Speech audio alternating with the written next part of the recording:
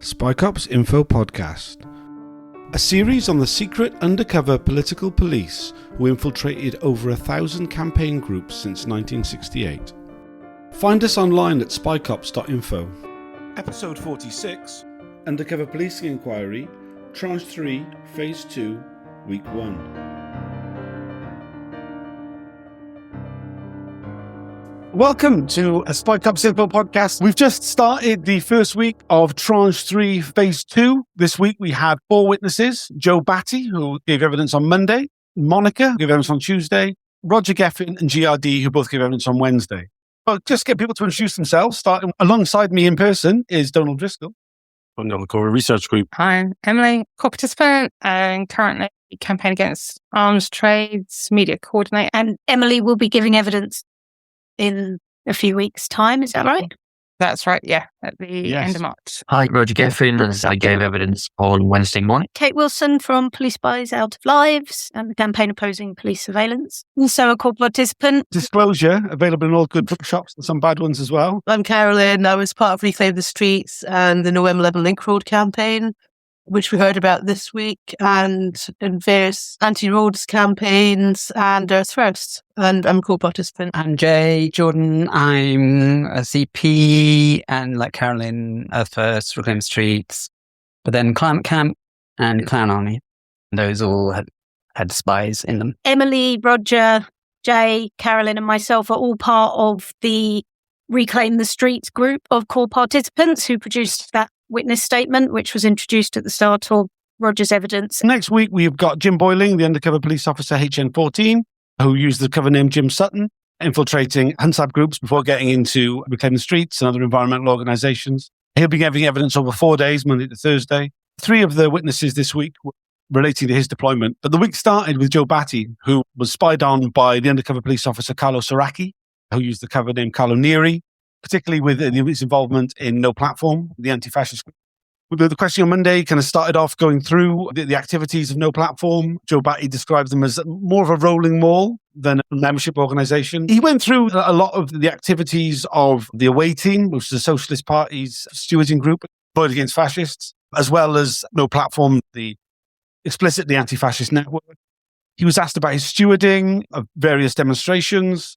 He was very clear to point out that No Platform wasn't some sort of underground organisation like the Bader-Meinhof gang, that as an organisation they never targeted right-wingers in their homes, which was, once again, as we've seen throughout the question of the inquiry, there was a lot of obsession with violence and the level to which organisations use violence. We're going to be hearing a lot about Carlo Saracchi's deployment. Carlo Saracchi himself will be giving evidence coming up, and there's a number of other civilian witnesses. Joe Batty appeared slightly out of sequence, and I think some of the issues that the inquiry is particularly interested in. Saracchi had a bunch of relationships while he was undercover. He deceived 3 women, Lindsay, who will be giving evidence, and Donna McLean. Joe Batty was friends with both. He talked actually about how a lot of the conversations he had with Carlo Saracchi as they spent time in Ironmonger's Row steam baths on a Saturday morning related to the way he felt that Carlo's treatment of Lindsay as a partner were left a fair bit to be desired, shall we say. He talked about the night that on New Year's Eve where Carlo Saracchi had posed to Donna McLean, which he essentially appeared to use as a cover for the same night he incited members of the group to go round to a nearby charity shop, which he claimed was owned by an Italian fascist, to attack the premises. Nobody did actually attack the premises, though Joe Batty was quite candid. He said he went out there and drunkenly banged on the windows, which made everybody decide that throwing a brick through the window was a bad idea. We've heard about it already a few times from some of the previous witnesses, particularly Dan Gilman, who gave evidence during Phase 1 of Tranche 3 about what this incitement by Saracchi. And I think that questioning is going to, around that particular evening and this particular piece of agent provocateur activity, is going to be a real central point of what he's questioned about. We're seeing Joe Batty's evidence, and like to say, previous ones in Phase 1, such as Dan Gilman. There's a whole series of undercovers from Pete Francis who were basically targeting anti-fascists. And Joe Batty, like a lot of the ones who gave statements in the previous one, were talking about just how much violence there was from the right wing. And police weren't interested in that. They very much saw themselves as, we're here to defend our communities and our people. He did contrast very well, I thought, the levels of repressive policing that anti-fascists got for, say, opposing the Red, White and Blue Festival in 2007 in Welshpool, and how the policing of that compared to what the far right was up to at the time. Nail bombings, conspiracy to murder, some very serious violence coming from the far right, and an obsession by the police against anti-fascists. You spent all the time down the pub. An incredibly large amount of drinking. Not just the pub, but also lots of homemade booze by the sound of it. Yes, and absinthe. And grappa. And Joe Batty was really candid about that. There was some of the reports by Carlos Araki said, after a few quiet pints, and he was like, a few quiet pints, we were doing shots of absinthe. And I think this is going to come out a lot more in the reporting in this phase. And the next stuff is just how much their reporting was. We've gone to the pub. This is what we can remember. The facts are slightly skewy, but take them as written. Have a reliable source at the top of every report. Don't say that we just got 20 quid expenses for piss up. There were some particularly disturbing things that we heard a lot of information about the attack by the National Front against an Irish community meeting in the Cock Tavern, where anti-fascists managed to disrupt the fascist demonstration, and then we got arrested. The details that they gave then ended up in the Flag publication, which was the National Front journal of the time.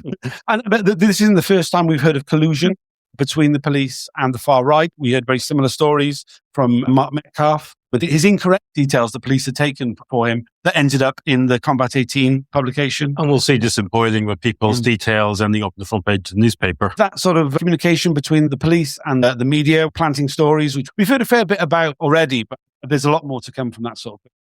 Yeah, it's going to be quite a big theme, I think, in this tranche, although it's always hard to tell which areas the inquiry is going to focus on, but certainly in the evidence that is being submitted to this tranche by civilian witnesses, there's a lot of this correlation between information that only the police have. It's particularly stark when you get these errors in police reporting, which are then transposed. And it's like, well, that was a mistake. That wasn't true. And if that is being transposed into the media reporting, then it's because they've got it from the police who had the incorrect information. Listening to Joe Batty, like many of the other civilian witnesses we've heard from, always reminds me of the value of having our voices heard by this inquiry, because we're able to explain things to Missing and his legal team that they otherwise would not understand at all, because they have no lived experience of these sort of situations. For example, I think Joe Batty was talking about how in one of the Spy Corps reports, there was an allegation about them basically going off chasing after fascists at the end of a demo.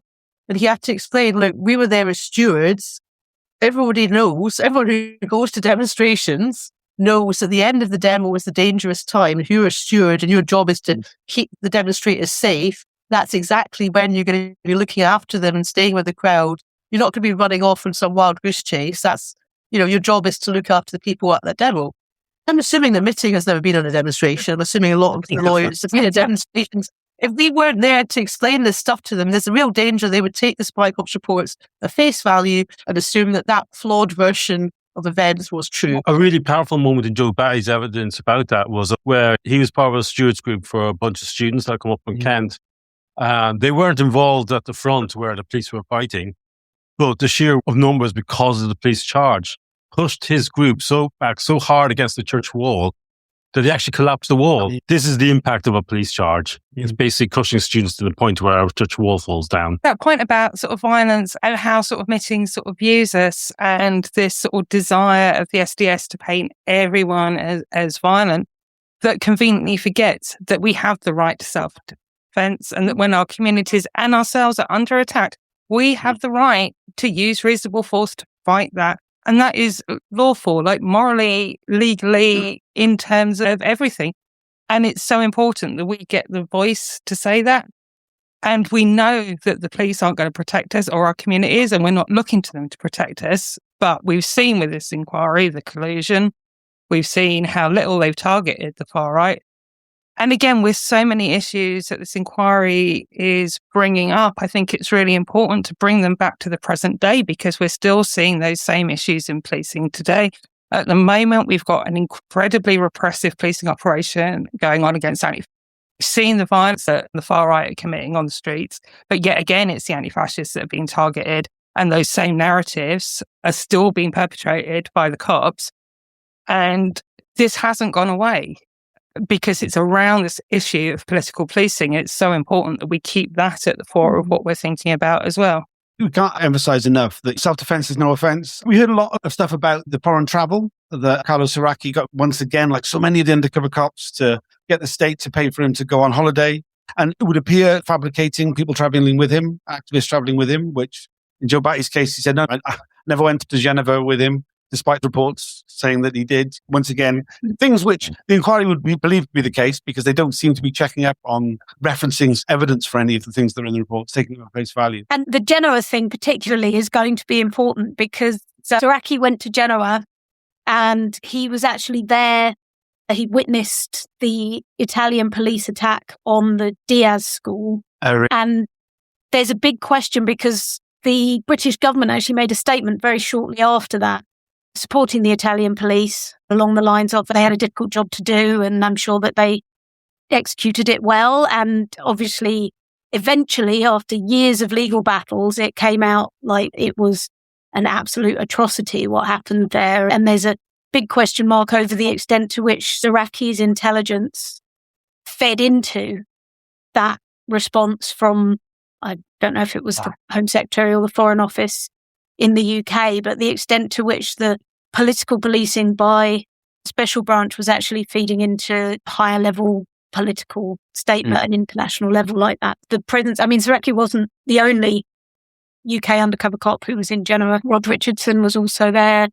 And I think Simon Wellings may have gone as well. Mike Hogbin, the corporate spy, was also there. And Amnesty International said it was the biggest human rights violation since the Second World War at the time in Europe. I was in the school with my son. One of the things that also came out of Joe Batty's questioning was around so many of the undercover officers as part of his exfiltration strategy. Saraki fabricated a story, essentially to confide in people something that he told them to be secret about, so that when he left, when people asked what happened to him, he was like, oh, there's problems. He claimed that on news of his mother's death, which apparently has turned out to be true, his mother actually did die at this juncture, that his sister confided in him that she had been sexually abused by their father.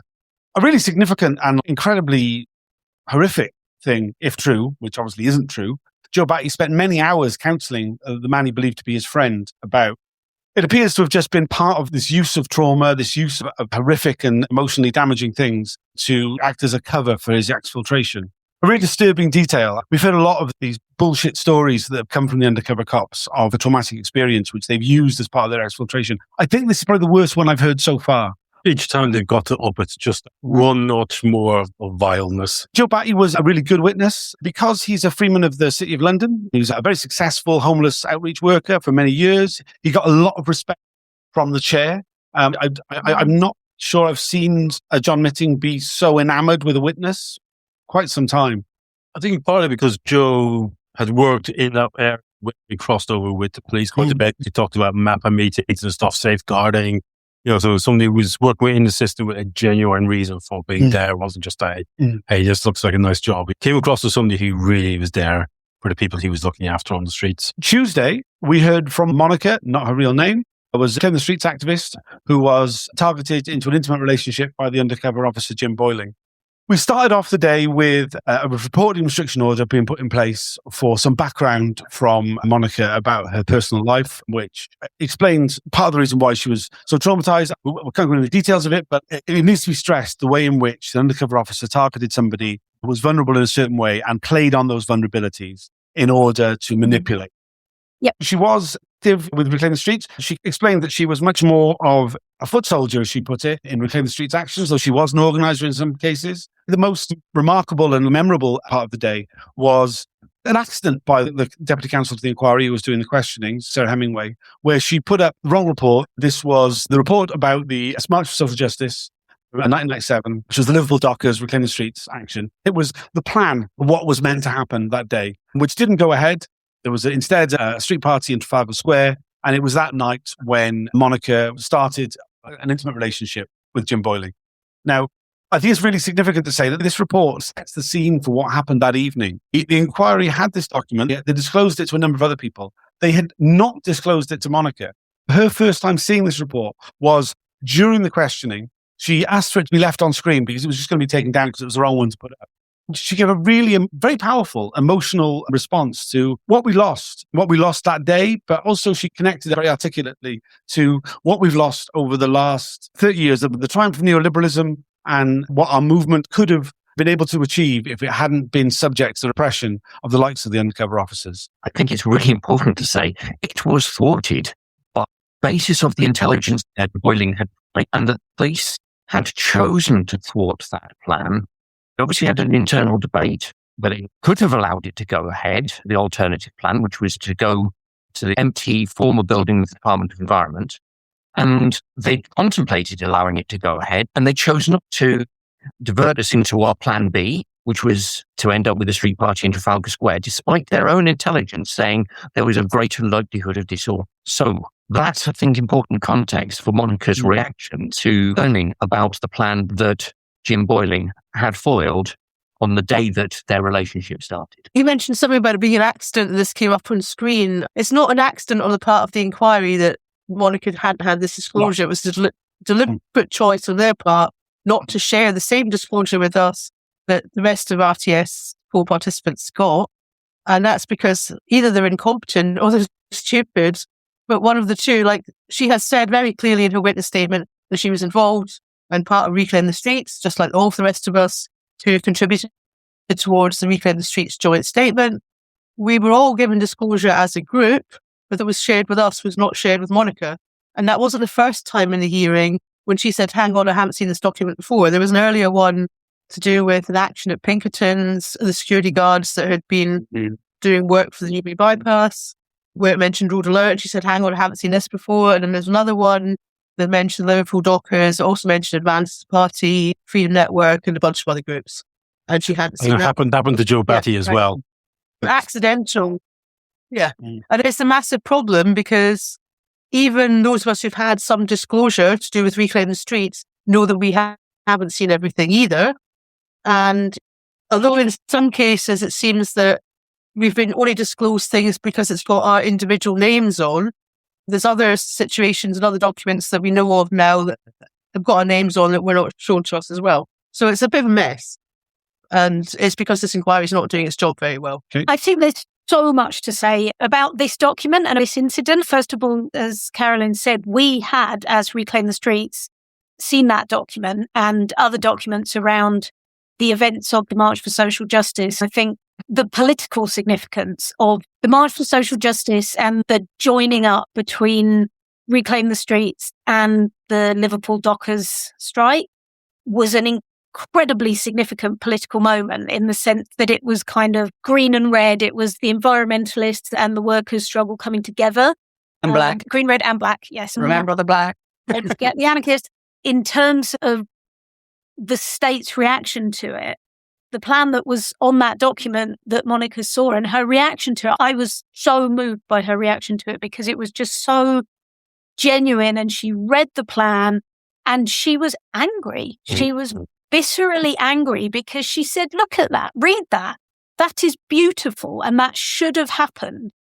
And they sent undercover police and they chose to stop it. And the plan was to take the demonstration to an empty building, occupy the building, and hold several days, I think 2 or 3 days, of workshops and discussions about this coming together of environmentalists and anarchists and workers' struggles.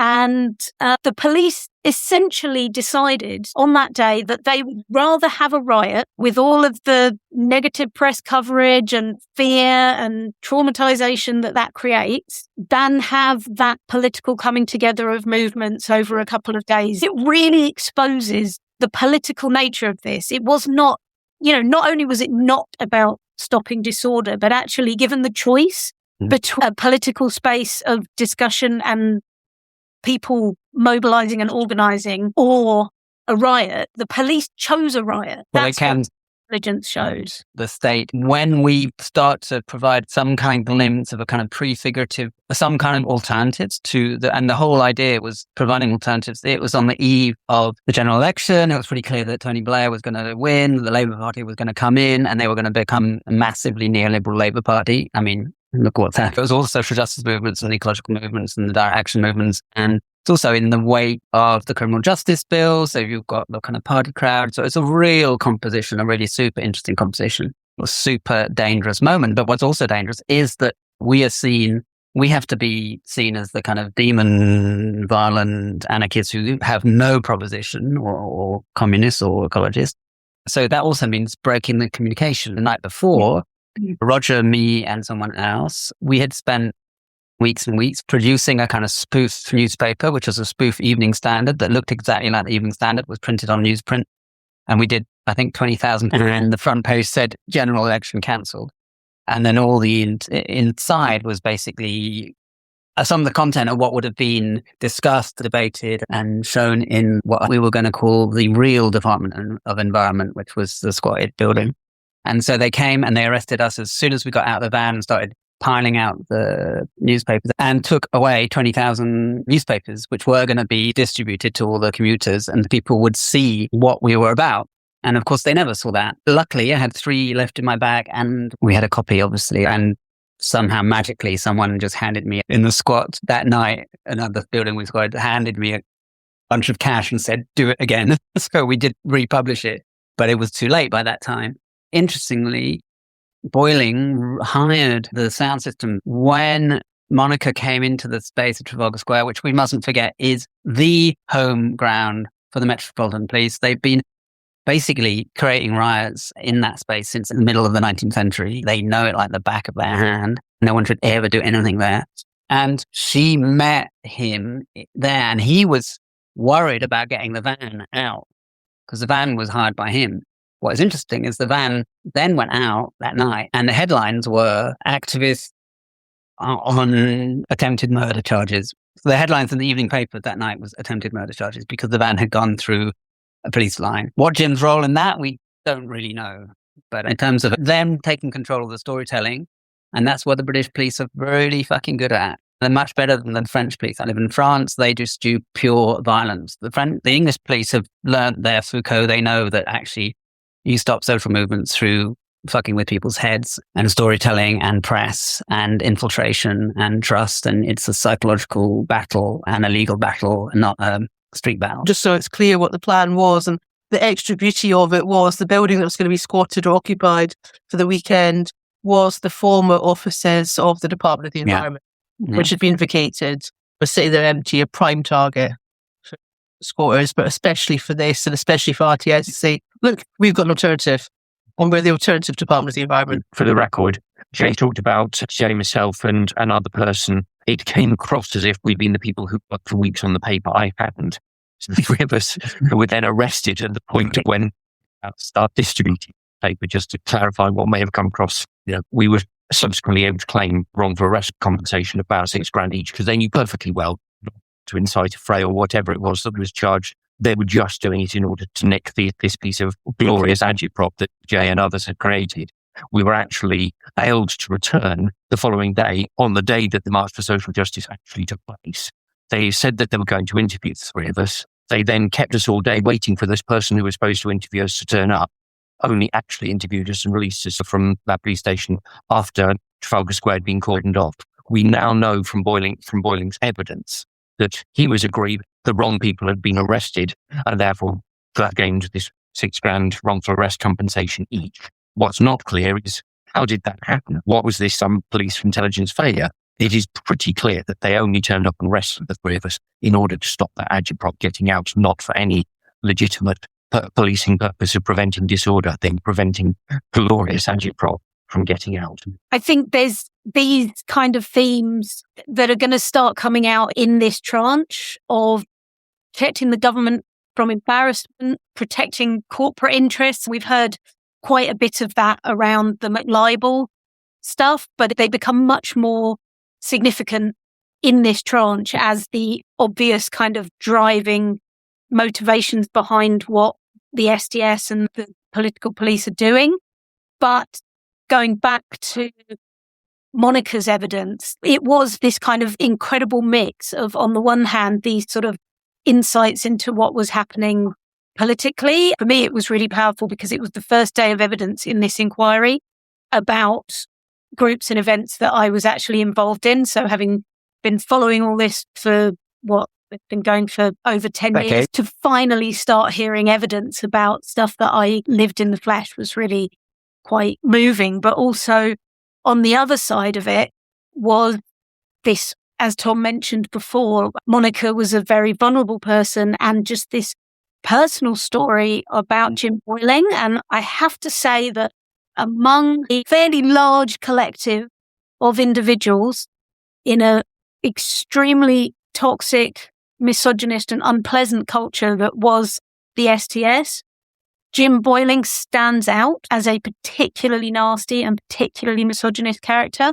And there is evidence to come from other women that he deceived into relationships, and it really goes deeply into the area of coercive control and abuse. I was quite struck hearing Monica's evidence to really see evidence of that and evidence of his nastiness and evidence of the coercive control really early on in his deployment. We, as Category H, which is the women who were deceived into relationships, have made submissions to the inquiry about dangers of this process of putting these men undercover, giving them a mask, giving them an identity, telling them no one will ever know what they did, and also taking them away from the family and social and all the constraints that kind of keep us acting like decent people because we care what other people think about us.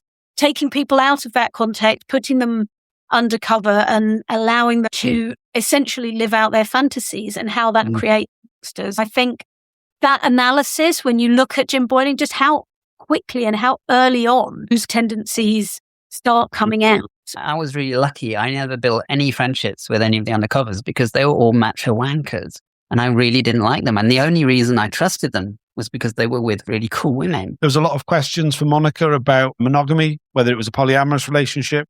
She was asked those kind of questions quite a few times. And there were claims from Jim Boyling that she was seeing other men. She was quite clear that she was concerned it was a monogamous relationship. The other men that he refers to just happened to be friends of hers, that she wasn't in any other relationships. It was quite distasteful. I think she dismissed it incredibly well, but I think the reason it was being asked was because so much of what Boyling has said in his written statement around this relationship is to suggest that somehow there was different rules apply when it comes to having sexual relationships with women in activist groups, that there's a different sort of sexual morality, and that to excuse his appalling behaviour. Yeah, basically trying to blame us. The inquiry is in a slightly difficult position with this because they are supposed to be a relatively neutral process, and they are required to put questions to us that are posed by the police to some extent, in the same way that we look at the evidence and we pose questions to the office. CTI is to some extent required to feed those questions into the evidence hearings. And I think there's a very difficult line here around the way that sexual abusers defend their behaviour. I don't think the inquiry, I'm going to be polite and say I don't think they always get it right. And I think there's a lack of sensitivity, this process, to what are actually quite well understood patterns of abusive behaviour and ways that abusers re-victimise and blame the victims of that kind of sexual and emotional abuse. And I think that part of the problem here is that we've got a lot of very overworked lawyers and we've got an old retired judge. And what we don't have is a panel of experts who really understand the complex issues that are being addressed here. Some of the insensitive questioning that you see in the hearings is an example of that. I think that there's an awful lot more going on. I know that there is an awful lot more going on behind the scenes in terms of how the women who were deceived and abused in these relationships are treated. That goes even further into just enabling the men who abused them to continue to question and undermine them in really subtle and not so subtle ways. I think it's not just this inquiry that's a problem. It's lots of different judicial processes still haven't caught up with the way that abusive men use the legal system and the processes to continue perpetuating that sort of abuse on the women that have managed to get away from them. And you see it in family courts and other sorts of courts. So that's the background for, all of these lawyers and judges that run public inquiries as well. It's like, unless they've had some specialist training or some specialist background, and I'm pretty sure Mitting doesn't have a background in domestic violence, for example, or coercive control. It's not something he's ever had to deal with. It's no surprise. Exception of dealing with Boiling also, let's not forget, is totally a Metropolitan Police officer, and the police are well known to have higher than average involvement in abusing the women that they have relationships with. Not just the spy corps, but just normal police officers are really well known as domestic abusers.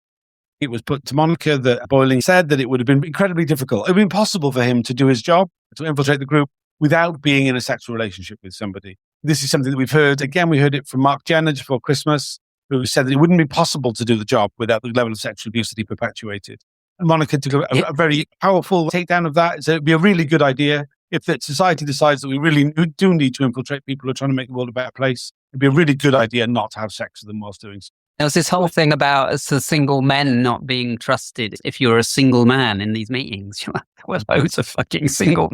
It's called a public inquiry. The question is for one person only. It's for Mitting. All the questions are for his ears. He's somebody that doesn't have this lived experience. The disconnect, we talk about public inquiry, and really it's him just, it's simply for him. This is a fundamentally structural problem with all these processes. Jim Boiling says the relationship with Monica was a couple of weeks. It was a casual fling. He was one of many men that she was sleeping with. She rejects that outright. It was at least 6 months. As far as she was concerned, it was a monogamous relationship. It was very serious. He claims it was mutual attraction. And I think she really powerfully kind of said, how could it be mutual attraction? He was not who he said he was. There's no way, you can't call it that. She thought it was at the time because he presented to be somebody completely different to who he was. But the reality of the mutual attraction was just not possible. And it's been such a key part of the defense of these undercover officers that there was something mutual about these relationships. Genuine feelings is a term that they use a lot. I think in terms of the impossibility of having these operations without having the relationships, that there's a very big question that is coming up over and over again in the evidence about the officers in this tranche. And it is about the role of their manager and head of the unit at the time, Bob Lambert, and the other officers like HN1, who went by the cover name of Matt Rayner, and Andy Cole, who wrote the tradecraft manual, which actually suggests that officers sleep with women if they need to. And I think it's really important to remember this, that just the way that the evidence that we've seen over the past tranches of how the rot sets in, because you get these officers who have horrifically misbehaved, and instead of being disciplined, instead of being sacked for the abuses, they are commended and they are promoted and they are put into positions where they train and they mentor and they manage the officers that come after them. And it's quite clear that by this tranche 3 period that we're looking at now, the general understanding within the unit was that this was how it was done. One of the big questions for me, by the time we're talking about now, the SDS is operating, but the MPOIU has also been set up in 1998, and you have this crossover between the units, and this tradecraft bleeds over into the new unit, which is supposed to be governed by the Regulation of Investigatory Powers Act and the Human Rights Act and proper training mechanisms. And somehow there is this process by which all that rot is transmitted into the MPOIU. And we're not going to hear about that for a while, but it is the next tranche coming up of the inquiry. And I think there's a lot of things popping up in the evidence that we're seeing now that I think will be feeding into the next tranche of the inquiry with a new chair and a new police unit, quite a lot more of the same. I think there's also something really interesting, for example, with HN3, Jason Bishop, who directly took over from Boiling and took over some of the roles that Boiling played in RTS. And he didn't have a sexual relationship. And that just blows their craft's awful excuses that they needed to have these relationships to gain credibility out of the water. And I think that, again, is something that needs to be drawn out, because they've just been relying on this over and over and over again, but then they deploy officers that don't. Also, just like related to that MPOU point, because for those of us in this tranche, we're dealing with an impossible situation where we haven't actually had all the disclosure from that period of time. So for several of us here, we were being spied on by both units simultaneously. But because of the way it's divided up, my witness statement is written just on the SDS, but I'm missing all those other officers who were also spying on me. So it's impossible to give a full account and actually answer the evidence properly because we're not getting it. There was a whole bunch more questions put to Monica about the relationship with Boylan. She talked about the contempt he seemed to have for her, about how antagonistic he was towards feminism. A lot of his reports shown where he claimed that there was division that existed within the Reclaim the Streets group. Something we've seen throughout from undercover officers is an attempt to expose divisions within the group, looking in the intelligence reports, showing ways in which wedges could be driven between people in order to undermine and discredit and destroy groups. We've seen numerous reports doing similar things. There's a lot of that in Jim Boyling's reports. And Monica was quite clear. She just didn't recognize the way it was being talked about. Though there may have been disagreements that existed, the way in which he talked about there being like this core group and this other group, she said it just wasn't like that. She was asked about the way the relationship between them ended. It was quite disturbing questions around the end of the relationship and the fact that Jim Boyling essentially emotionally manipulated her into having sex with him again. Really unpleasant thing where she talked about he really wanted it, I didn't, but I did it because he wanted to, and how that made her feel. And not for the first time, it was really uncomfortable to hear evidence of the inquiry. There are no words really to describe just how disturbing and despicable these undercover officers behave towards women. And she said herself that, what really stuck out for her was how many snidey comments he managed to put into the reports that she's seen. She believed that not only did he view her with contempt, but generally saw himself as superior to everyone. Yeah, and GRD, when they were having kind of matey chats together, he was really pushing the bitching about activists all the time to GRD. And it's not just Boiling on this one. It's other undercovers you see in their reports. There's a escalation of just how nasty. We're all referred to as wearies, and like the managers are using that term. The officers where we haven't had the evidence published yet, but it's definitely something that starts coming out more and more. The other thing that I remember from Monica's evidence was there was quite a lot of questioning about Jim's nicknames and the fact that he was known quite widely in the movement as Grumpy Jim.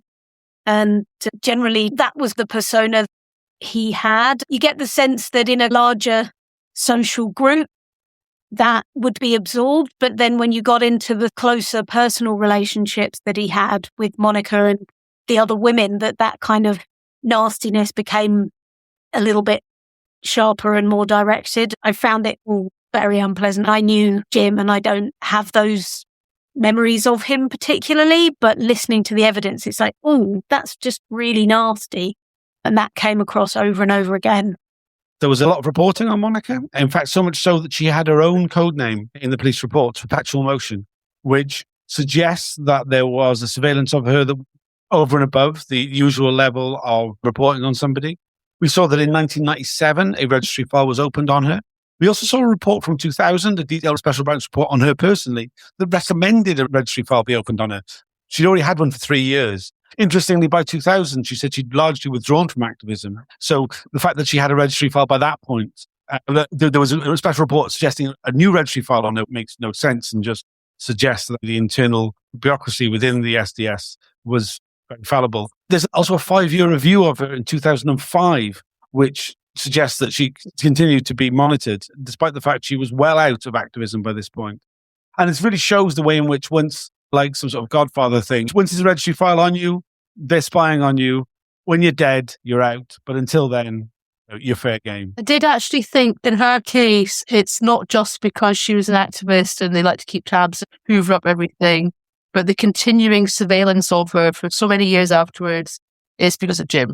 And we've seen this in other spy calls. If they felt threatened by the possibility that someone they'd had a relationship with was going to come looking for them, they want to keep tabs on that person. Yeah. We've seen that with other previous witnesses and many of the other women that we've heard about the stories already. The great lengths they went to keep a track of where Helen Steele was and what she was up to is quite common knowledge now. And I really believed when I heard this from Monica that it's because Jim's asked for extra surveillance on her, or he's made damn sure that it happened because he wants to be able to go back and read those files and keep a track of what she was up to for himself. Then if we hear from Rosa we're going to hear even more about the lengths that he went to keep track of her after they split up. Monica was not the only woman who was deceived into a long-term intimate relationship by the undercover officer Jim Boyling. We were originally scheduled to hear from Rosa on Thursday. She withdrew from giving evidence. We hope that she'll be back in June to give evidence. She was deceived into a much longer relationship by Jim Boyling, which resulted in the birth of 2 children. The details of the coercive control has been referred to by Kate. It is harrowing, but I really hope we will get to hear that full story, and we won't touch upon it. I hope it's significant. There's also Ruth. She was quoted from her statement, Monica was being questioned, where she really took aim at this claim by Jim Boyling that he was at the heart of things, he was a central organizer, he was well connected. She says, no, she was, because he was going out with it. He had access to that work. There's all sorts of reasons why the undercover officers use women, but not least among them is because they were activists and they had connections and it furthered their ability to be part of these networks. But also, once they got that toehold in the thing, then how much, I think it's really strong with Boyling, how much it became a central organizer, creating the very actions that he was then reporting on.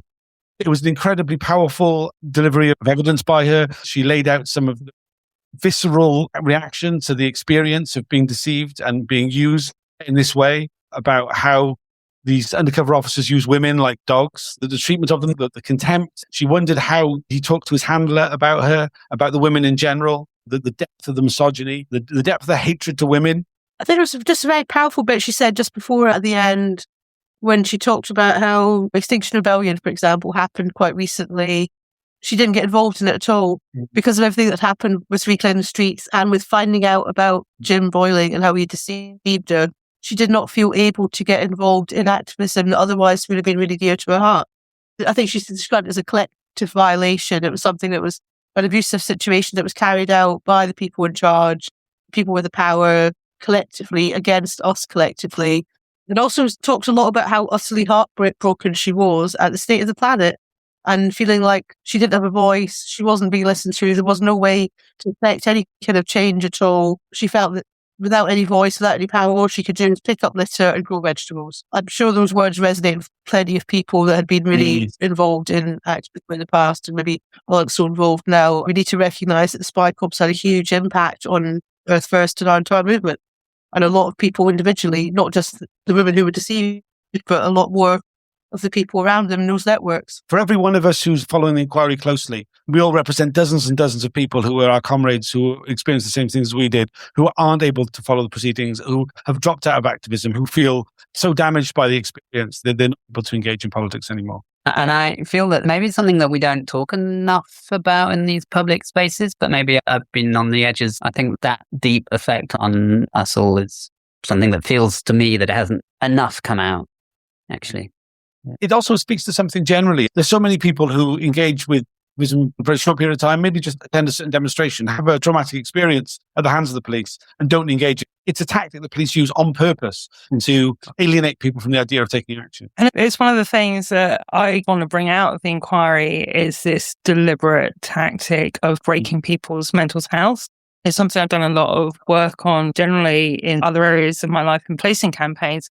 Because when we talk about harassment policing, even like what the uniformed officers did, we're talking about a strategy of policing that is designed to break people's mental health.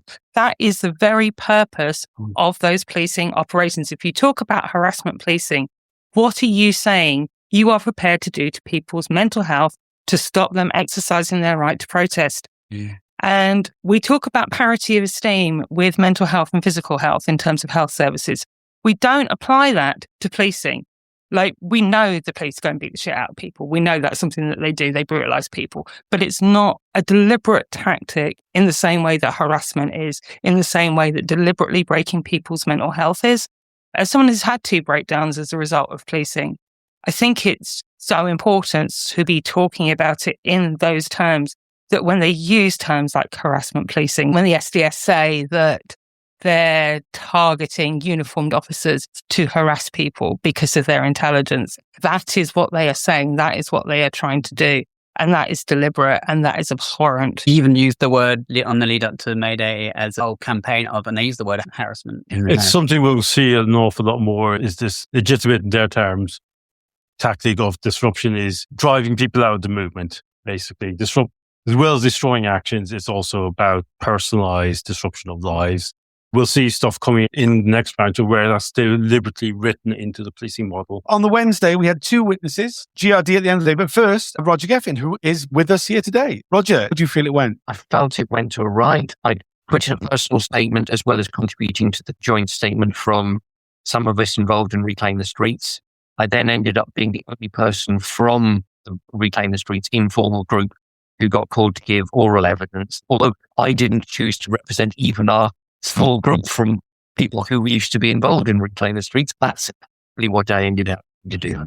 So I had this sense of responsibility, but we had some really good discussions beforehand, and I want to also pay tribute to the legal team. Really helped me just make sure I was very focused on what I most needed to do. Roger was being questioned by Len Paulson. I think it's fair to say he was the worst of the inquiry lawyers when it came to questioning. Incredibly rude on numerous occasions. Understandable for the stenographers that he asked for the speech to be a bit slower. There's a common problem, nothing to really worry about. But then to constantly complain that the answers were too long, that there was too much detail, nonsense, given that you are appearing there of your own volition, you're being asked questions and then you're answering in a detailed manner. Open-ended questions at that. We saw this with the questioning of Lois Austin. I think it is basically what happens when you get barristers who are underprepared questioning witnesses who are extremely well prepared on the material that they are talking about. And we saw it with Lois and we saw it with Roger, that the answers were maybe going to things that they'd planned to ask about later. Instead of being able to react to that and adapt their questioning, there was an irritation on the part of the barrister that I don't want you to talk about that now. I want you to talk about it when I ask you about it. Otherwise, you're just going to throw me off. So I don't actually think it was Roger's fault. And it probably, to be fair, was not the barrister's fault either, because frankly, we're all going into this extremely unprepared. We've already raised the issue of people being shown documents during their questioning that they haven't seen. There is a massive problem. Counsel to the inquiry raised it in their opening statement. There is a massive problem that the inquiry has gone ahead with these hearings without being able to have prepared the evidence.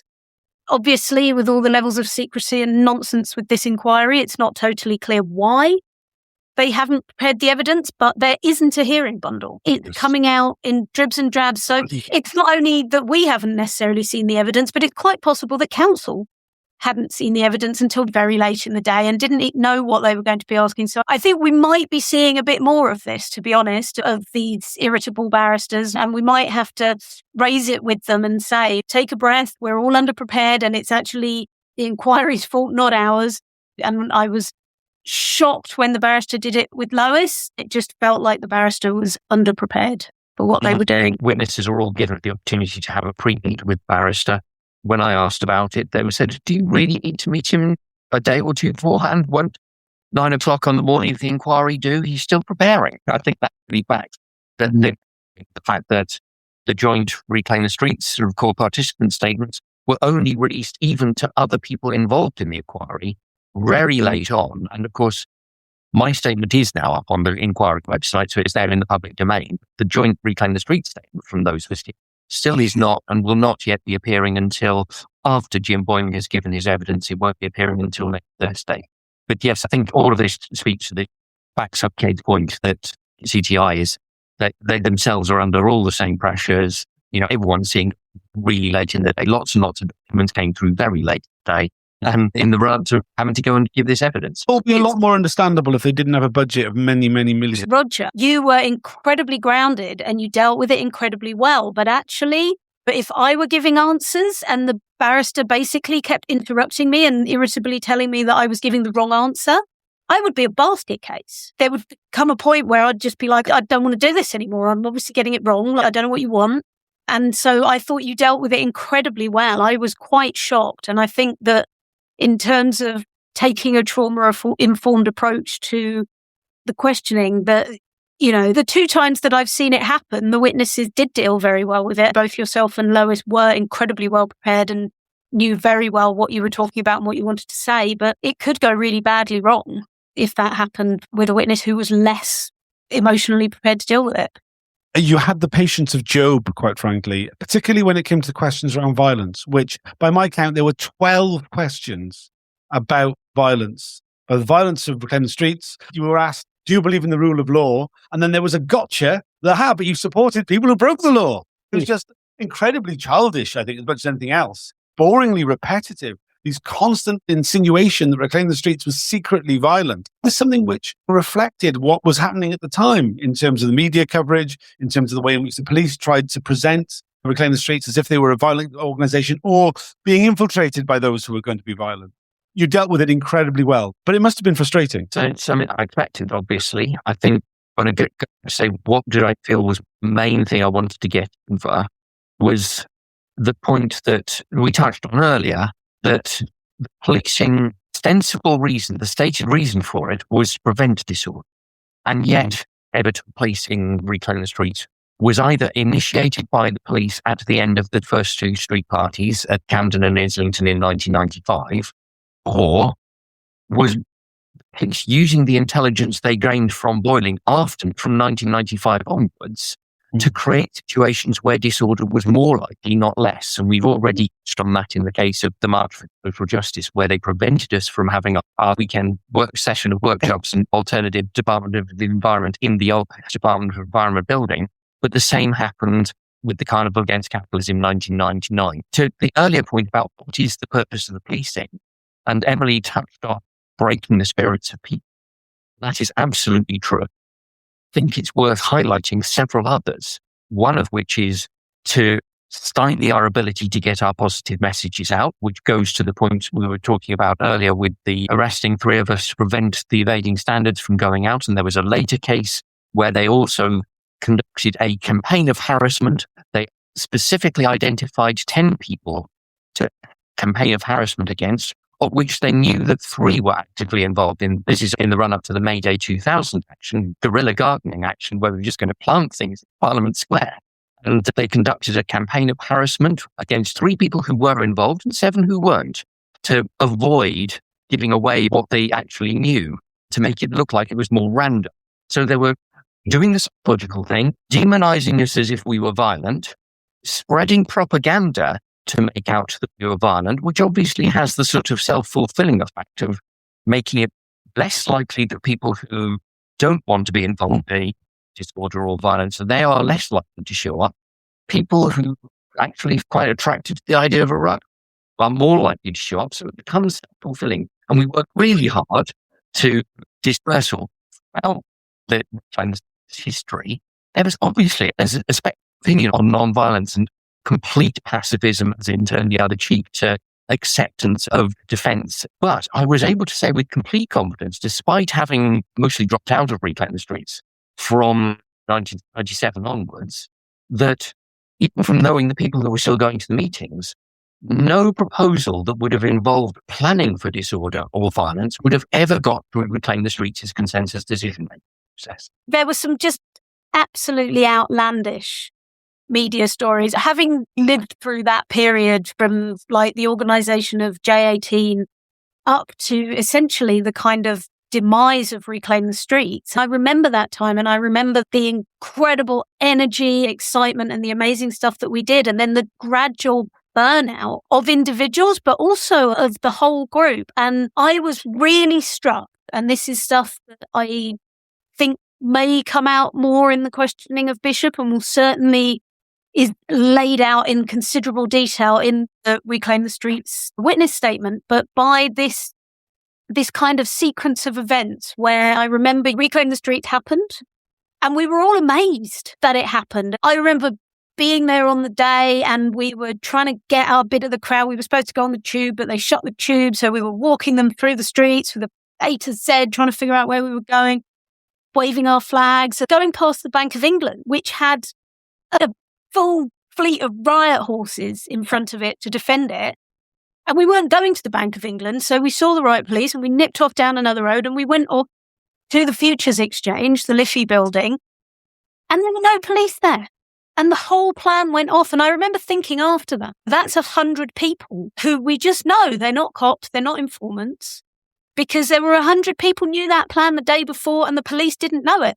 And it turns out they did. That was the biggest shock for me when I found out that Jim Boyling had been an undercover police officer was they knew the whole plan. They knew we were going to the Futures Exchange and they didn't defend the Futures Exchange. What is really extraordinary is all the documents that list the plans. We planned J18 for a year. Of course, when all the press came out after the £1 million worth of damage done to the financial district, the whole thing was this group never talks to the police. This is why it went down. Mm-hmm. They said it in Parliament. There's a big parliamentary inquiry thing. And so Jim was in the group of 10 that knew everything. And also in all the notes we see and all the reports for the SDS, it says very clearly, even in one that says it comes out, I think 2 weeks before, which lists literally hour by hour exactly what we're going to do. The thing where we use these carnival masks to split the crowd into 4 different ways, which the cops afterwards called the starburst effect and saying it was the most well-organized action they'd ever seen in public order. And basically it lists all this, says we're going to go to the London International Futures Exchange. And then in big black and white letters on the top goes, do not give to city police. Why, we don't know. We mustn't forget that there's been a kind of rivalry between the city and the crown since the Middle Ages. The city wants its kind of medieval autonomy, financial autonomy, and they want self-management. And also the Met has always wanted to abolish the city police. So we feel we were part of a kind of turf war. When we announced a thing, the city police said, we'll do public order. And if I remember rightly, the Met said, you don't do public order. You did a bit of stop the city stuff in the 80s, but the last time you did a major public order thing was the Gordon riots in the 18th century. We'll deal with it. And the city police said, no way. And then they did double central command thing, which I don't think they've ever done before. And the city police didn't know what was happening. What happened. And the Met then said, it's the city police's fault. And they changed the law. From what we know now, it seems like when Occupy happened in 2011, it was the Met Police that did public order. I would just love to see the faces of some of the city police officers and the head of the city police when they find this out, or if they don't know this already. And the mayor of the city of London, who said we were terrorists on TV the next day. Immediately after J18, there's what's called Operation Ben Bow. It's a total rewriting from top to bottom of the entire public order strategy, the Metropolitan Police. That's the one that basically takes the City of London Police out of the picture and gives complete control. And the first test of that, and this is why it's relevant to spy cops, is the Oxford Kettling case. The Oxford Circus in 2001, which we'll hear back from those in Carlos Soratti because it comes around. But yeah, there's a whole set of total restructuring. And it's interesting, it all comes back to the failure of J18 to control public order, which we now know was based on faulty intelligence, and not once in the Ben Bow review, because I've got most of the documents for that, did he mention the failure to pass on, or even the acknowledgement that Jim Boyling was at the heart of that disorder. Things we've been doing is just set up questions. So we want the inquiry to ask Jim Boyling next week. And lots of questions we've been feeding through our own barristers, but one of them is, what was his understanding of why his intelligence was not passed on? We know that his own statement contains the comment that he understands there was rivalry between the Metropolitan Police and the City of London Police, and I mentioned that the other day. Whatever Jim Boyling says next week would be very helpful in helping us prepare further questions for his management, bearing in mind that Jim Boyling has no love of his former employer by now, because he is the only police officer, the only spy cop who has been dismissed for his part, and setting him up with questions that might help us to then formulate further questions for his manager. There were questions at the inquiry about the approaches that the police made towards you to become an informer. Also talks about the way in which you were followed by police officers. These clandestine police operations like the SDS go hand in hand with overt police repression and approaches to activists to become informers. People being followed, people being intimidated on the street by uniform officers. The SDS don't exist in a vacuum. Now, the relationship between these undercovers and the informers, we don't know. We've got some ideas because there's so many situations where you're an undercover officer as well as informants, infiltrators, grasses, corporate spies, like so many different elements. Other questions that you got from the inquiry, stuff about the factual inaccuracies in Jim Boyling's reports, the way he sexed things up, the exaggeration of the splits that existed within Reclaim the Streets, the role that Jim Boyling himself took in setting so many things, so much that Jim Boyling not just was aware of, but was actively involved in organising. And really showing that it's not just that these officers were right at the heart of things to know what was going on, but actually part of making it happen. On that point, because this comes from GRD's evidence, which happened in the afternoon, but I think it's a really interesting juxtaposition because GRD was not involved in the planning and organisation of June the 18th. He wasn't involved with Reclaim the Streets at the time, but he was recruited by Jim Boyling to drive a car that was one of the 4 cars which were driven to the area by the Futures Exchange and crashed at slow speed, put across the road in order to close that road so that the carnival could take place. And he basically recounted how Jim came to him with this plan, and Jim bought the cars, Jim told them where to go. Apparently he even set up where GRD was going to spend the night, bought phones, put credit on the phones. So there's this real agent provocateur role played by Jim, where he forms this affinity group of 4 people in order to do that part of the action. But that whole section of the action was basically organised and run and led by an undercover cop. It was a fundamentally important part of the day, that the success, getting that massive group of people, taking the road outside the Futures Exchange and holding what was, for anybody who was there, one of the best days ever. Yeah. That was GRD's take on it, essentially. It was, he said, right, I had a mission, I got there, I did my mission, and then I went and had a bloody good party. But there was this element of the Metropolitan Police setting the City of London Police up to lose control of the situation. And that is what started a riot. And actually, one of the things that really turned the day nasty on June the 18th was there was a group of people who, before the incredible starburst organised movement of the crowd to where they were going, there was a group of a few hundred people that wandered off, and the police panicked and attacked that group of people who didn't know where they were going. They weren't one of the coordinated groups. And police actually ran a woman over with a van. And it was the news that spread that the police had killed somebody that day. Actually, she wasn't killed. She survived, but she was properly run over under the van. People who saw that, phoning that information through, that was one of the things that actually turned the mood dark on that day. It was the police losing control and very badly injuring somebody. That loss of control by the City of London Police was instrumentalised in so many ways after J18. We talked about how it was instrumentalised by the Metropolitan Police to gain more power themselves and gain more control over policing in London. It was also instrumentalised against Reclaim the Streets to try and undermine the message and the actions and the things that Reclaim the Streets were doing. And it was used to justify undercover policing for many years, long after Reclaim the Streets ceased to exist, actually. I think one of the interesting things that we saw as Reclaim the Streets was the amount of disclosure that we got about other organisations like the Wombles, like Disarm Dicey, like Indie Media, all of which applied for core participant status and didn't get it. First, the number of undercover police reports that link those organisations to Reclaim the Streets in order to justify spying on them. They essentially created this spectre of Reclaim the Streets as something that could then justify all kinds of things in policing. And you see this in the run-up to the next actions that happened. So the November 30th action to coincide with the World Trade Organization meeting in Seattle at the end of 1999.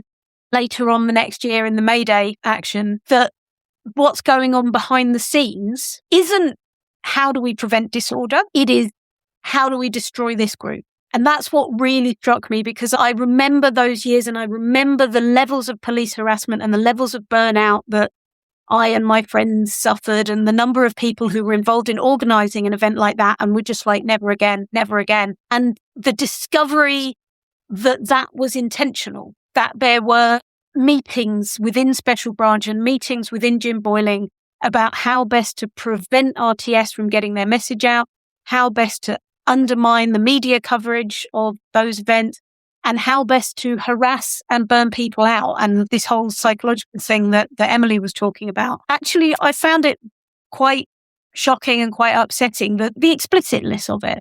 I don't think we should forget that that is the job of the state. The job of the state is to undermine and destroy social movements that are a threat to the status quo. And in the 90s, historically, this was an incredible moment. J18 was part of the seeds that came from the Zapatistas, that came from all the social movements joining up in the People's Global Action at that point. It was a real moment. It was J18 took place. There were similar actions in financial districts in, I think, 55 other cities at the same time. It was also the beginning of the internet being used and really new tools coming out from activists. J18 was the first time I ever saw videos or photos coming directly, which now is so normal, but in 99 that wasn't the case, coming live from another protest was during J18, where there was an Indymedia thing set up. It was pre-Indymedia, but it was the seeds of Indymedia.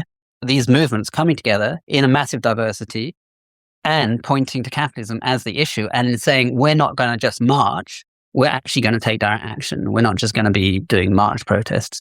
It's worth really remembering how it was a historical moment of a possible kind of breach, possible in the status quo, in the rise of neoliberalism.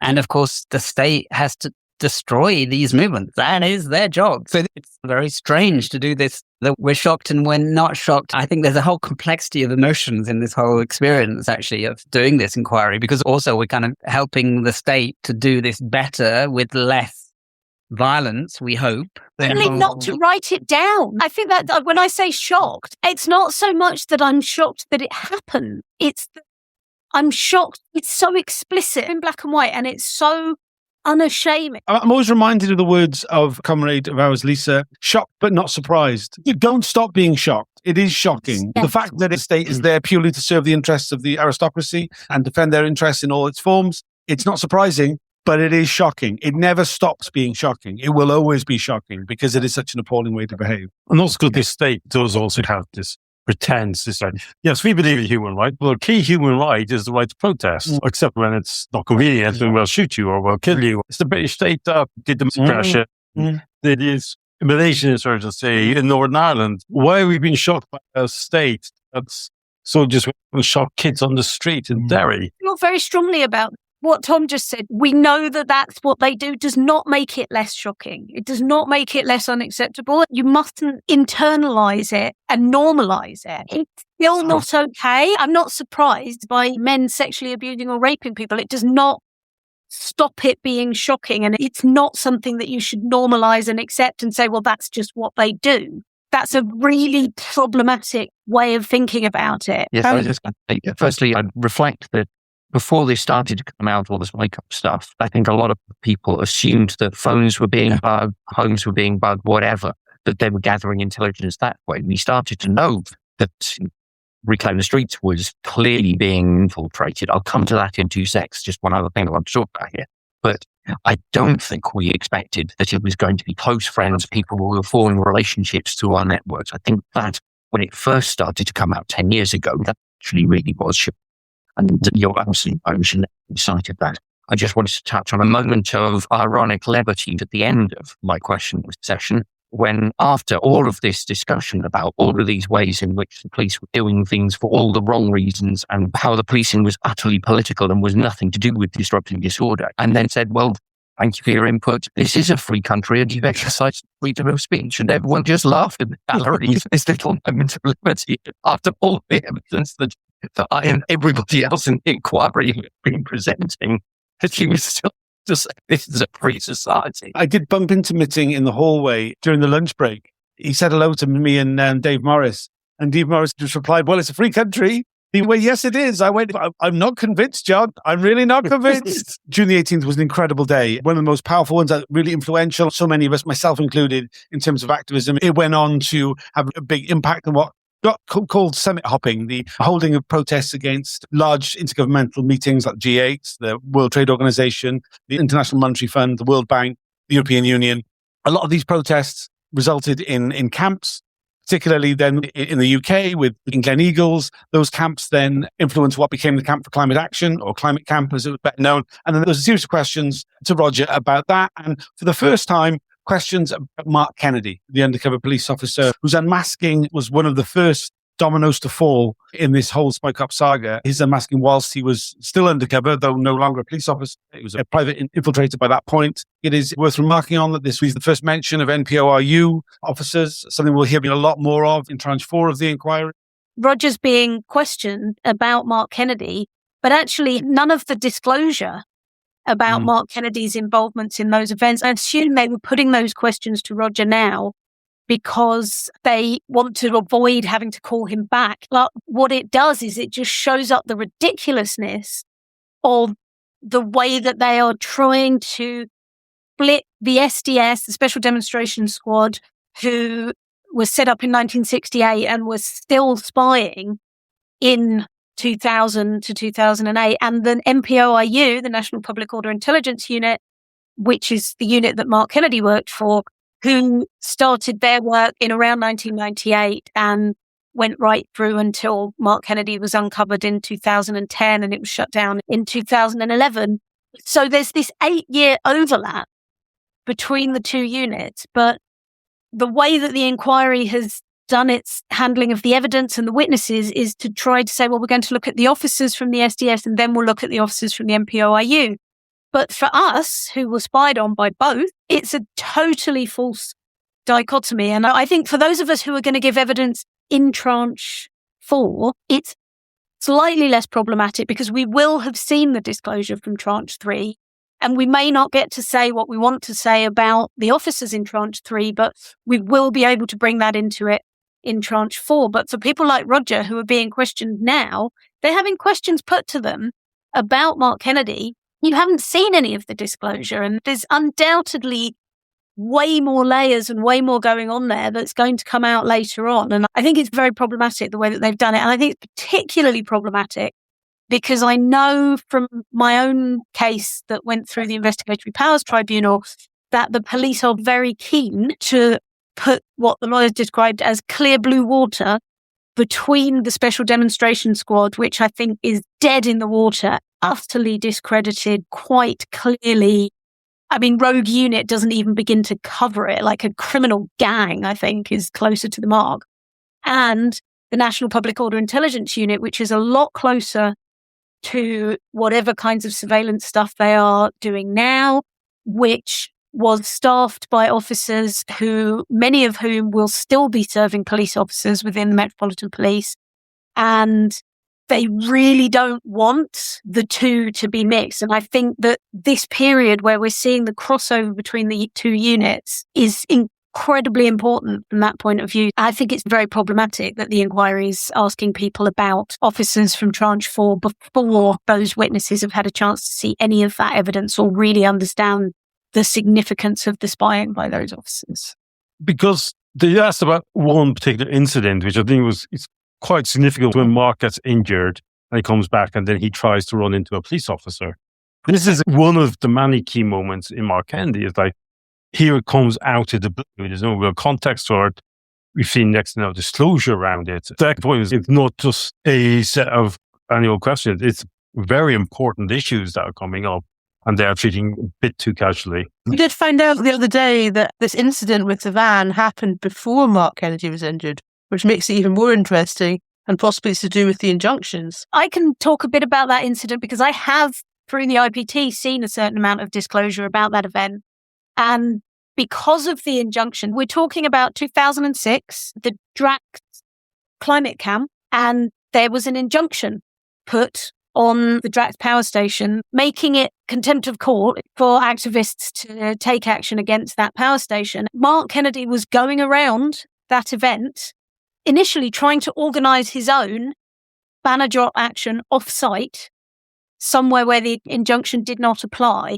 Eventually, he got involved in an action at Hartlepool nuclear power station, which was a long way off-site. Roger tells the story of what happened, and every single person on that action was arrested, including the legal observers and the press reporters. Everybody who was there was arrested.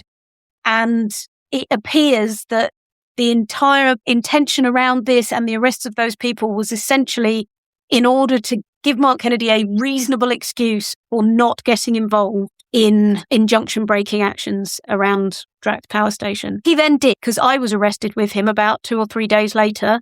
attempting to get into Drac Power Station, and that's where he got beaten up. I was actually arrested because he got beaten up, and I refused to leave his side because he had serious head injuries and was unrecognizable because of the blood and bruising on his face. And I told the officer that I wasn't leaving him and I would go with him to the police cell, and I was cautioned and taken with him. It's the only thing that has ever shown up on my PNC check as well. But yes, so that whole incident around Drac, and it goes on. I deal with some of it in my book. We've got a couple of questions. One from Clarice Double. Does anyone here agree with what Joe Batty said about the Grenfell community? This is something we heard about on Monday. Joe Batty, years after he was infiltrated by Carlos Araki, went on to work as a community outreach worker in North Kensington, obviously the place where the Eiffel Tower is. And he said, as part of his role, was meeting with members of that community who were organising around the injustices that was a result of that fire. And he said he found it incredibly difficult not to point out to them that they were probably being spied on by undercover police, or if not other forms of police surveillance.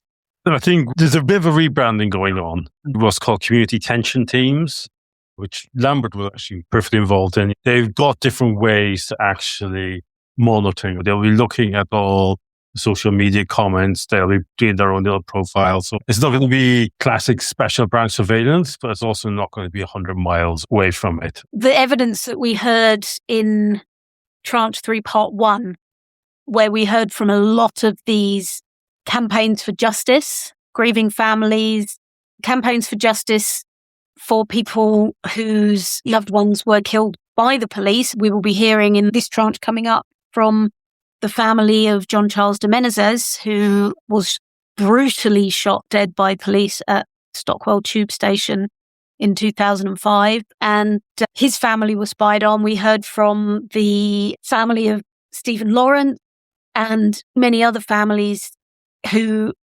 following the success of the Lawrence family's campaign, basically anybody who had any family or community who had that kind of grievance about the way that the police or the state had handled their tragedy became a threat. And as we mentioned earlier, in this period, you have the development of this idea that the police are there to prevent embarrassment to the government. I just don't think we can stress enough how far that is not the job of the police, to prevent embarrassment to the government.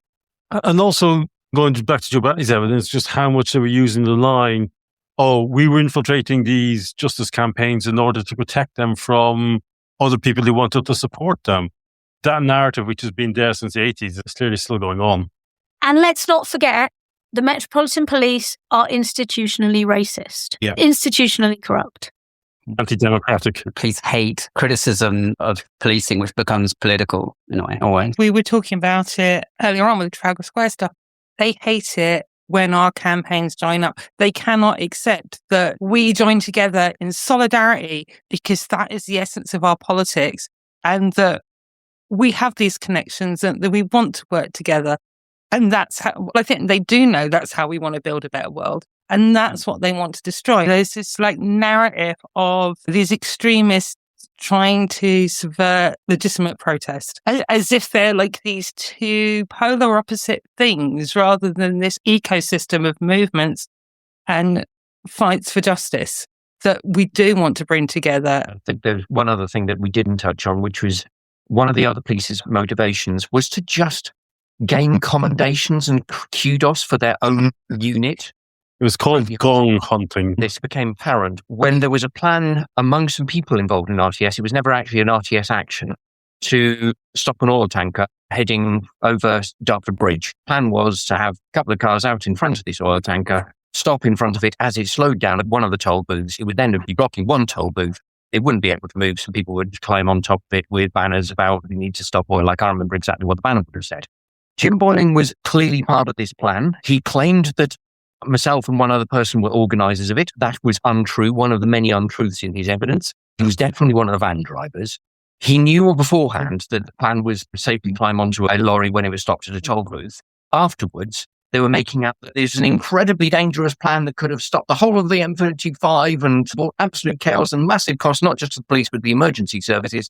And haven't we done well by frustrating it? So that is just one other thing that, of all the many mixed motivations that the police had, that's just one other to throw into the mix. But I think it's really important what you say, because there's a lot of weird contradiction to it. I just don't get it. Why would they do that? And there is this constant tension between, on the one hand, this kind of greater scheme of things, kind of state repression of dissent.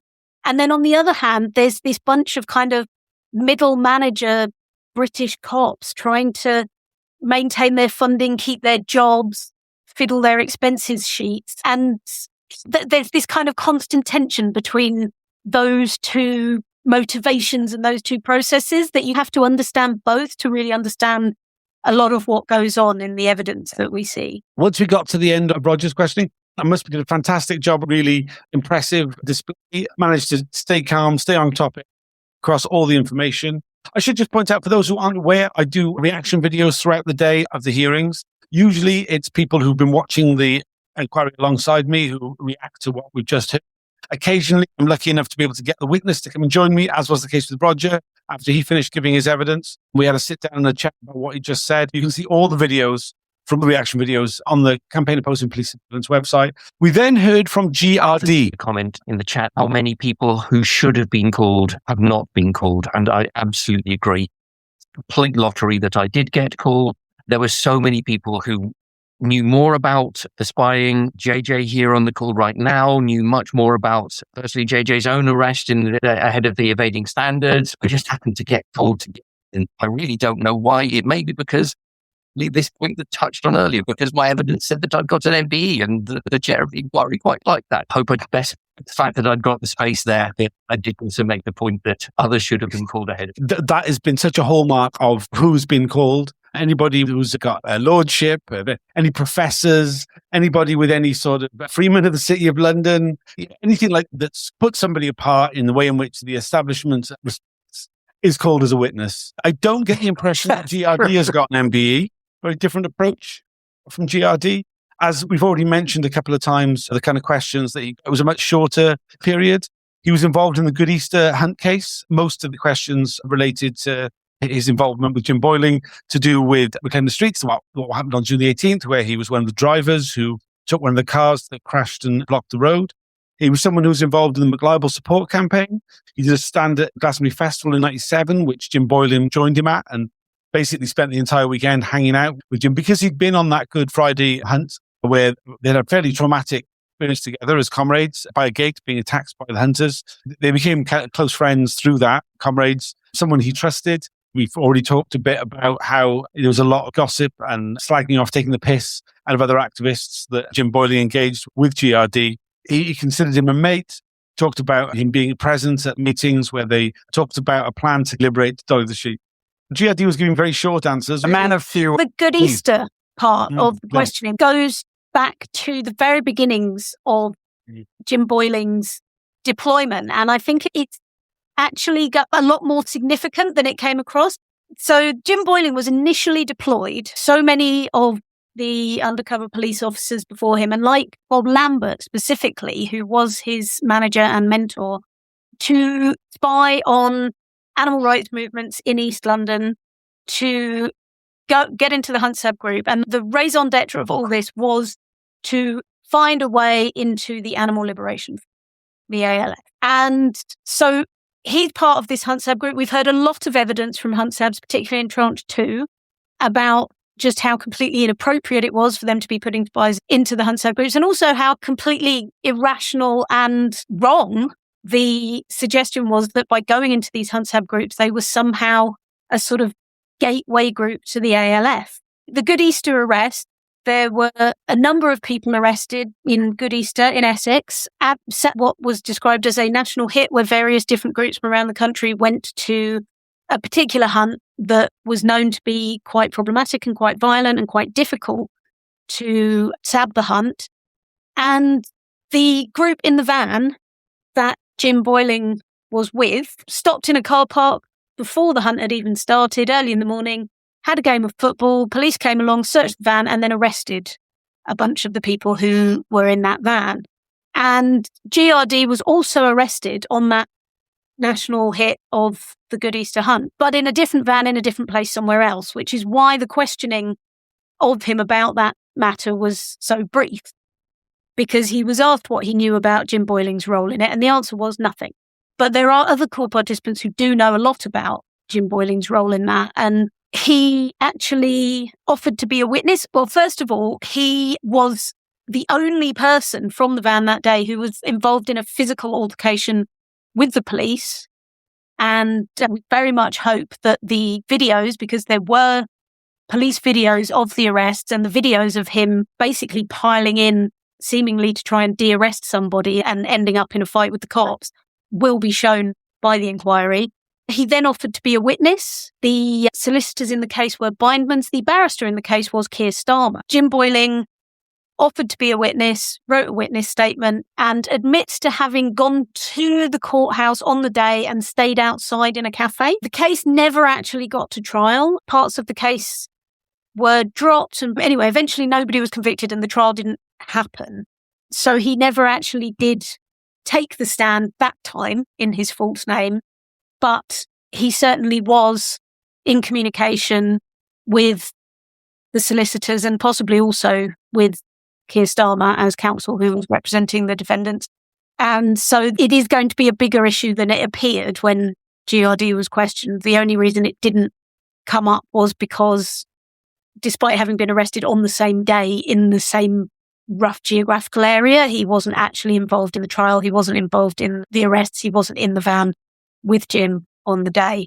I think there's going to be quite a few more questions for Jim about that initial deployment into the animal rights movement and whether or not he did, as he claims in his commendation applications and everything else, get anywhere near ANF plots or provide any useful intelligence at all from that period. What we do know is that he very, very quickly, despite claiming that he'd found valuable intelligence on violent animal rights activists and the Animal Liberation Front, he very quickly redeploys into Reclaim the Streets. And it's not really clear why he did that. Obviously, street parties are more fun than getting up really early in the morning on a Saturday and running through the mud and getting whipped and kicked by horses. But yeah, there's no real explanation for why he would have pulled out of supposedly getting close to what are supposed to be violent animal rights activists and moved into a group who were organising street parties with sandpits and colourful banners and puppet. It doesn't make sense in that context, and there's a lot of stuff around the reporting on it that doesn't make sense. So this is something that will come up in questioning of Jim Boyling, we hope.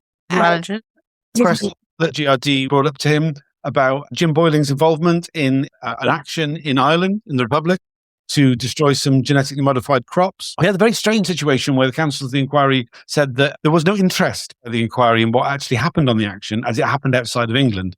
And the terms of reference of the inquiry are limited to England and Wales. There were questions about the role in England of what Jim Boyling did in terms of the plan.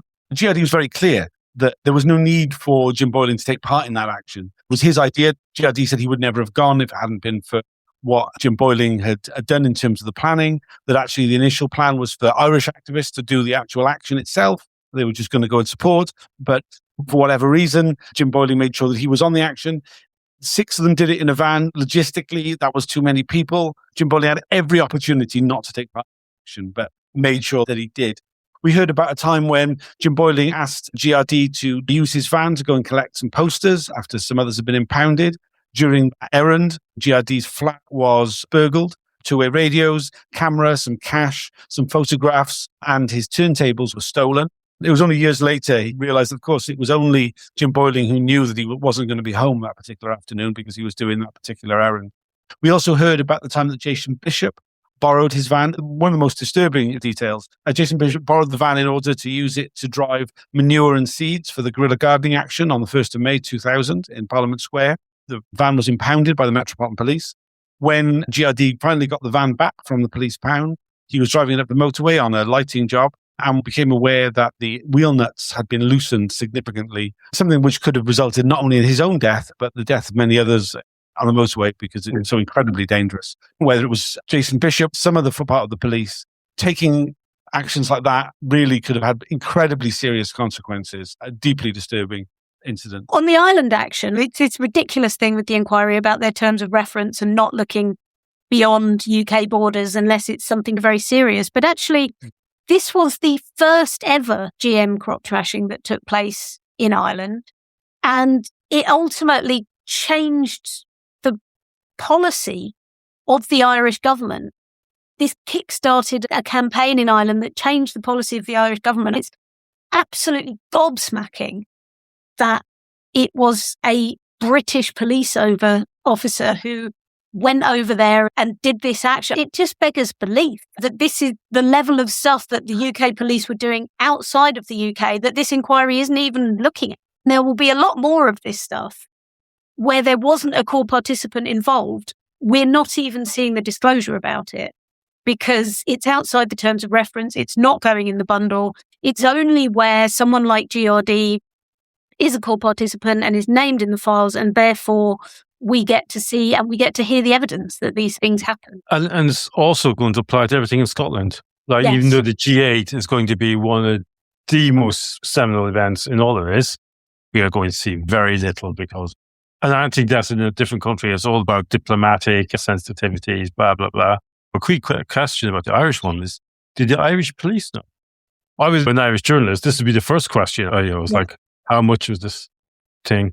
And for my family who were watching, the place that got trashed was Oak Farm Estates, just outside Carlow. What struck me reading through all of it was how they maybe put 50% of their energy is gathering so-called intelligence, and 50% of their energy is actually keeping their... And the amazing amount of energy and fear whenever there's tiny little doubt or whatever. So having to do all these things to keep their cover. And I think we see that all along. The more they're involved in criminal activity, the more they feel that they're keeping their cover, or the more they're arrested, the more they're keeping criminal cover.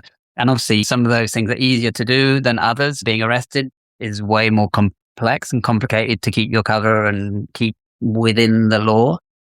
Trashing crops, probably they were pretty sure he wasn't going to get arrested, but it would keep the cover really well. The majority of questions for GID related to June the 18th, the Carnival Against Capitalism. We even saw some footage. There was a lot of anecdotes of the day little actions that happened, most of which, as we've already said, GID was like, look, I did my mission, which was to do with blocking the road with the cars. Then I went and had a bloody good party. If you're unfamiliar with the event itself, there's a deal that you can watch of it.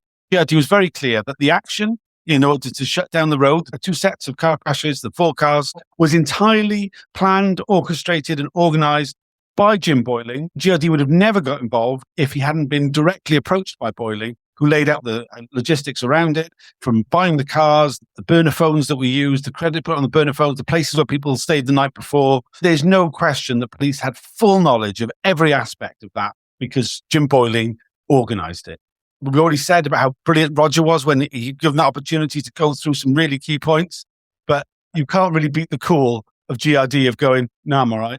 When given that opportunity, he answered his questions. The answers were very short, but there were some points that he made, and he really gives key information, which I'm sure we will hear again when Jim Boyling is questioned, which is next week, Monday to Thursday, where he will be taken for his role in all of these things. And that was all of the evidence of the week. Rosa was meant to be giving evidence on Thursday. She did withdraw. Hopefully she'll be back in June, but it was just those 4 witnesses for the week. If you are able to follow the questioning of Jim Boyling next week, please do. Even if you haven't registered, there will be plenty of space. There is always plenty of space in the public gallery. Probably best to bring some form of ID, not technically required, but it will speed the process up a good deal. You have to be willing to submit to a search. I will be covering every minute of it, as I have been throughout. You can follow me at Tom B. Fowler on whatever social media platform you prefer, though I'm the most active on Twitter. You can also join the Spy Cops info group on Facebook that has lots of updates. The reaction videos will appear live. They'll also be there for posterity on the Campaign Opposing Police Surveillance YouTube channel. Check out the hashtag Spy Cops. Thank you all for listening.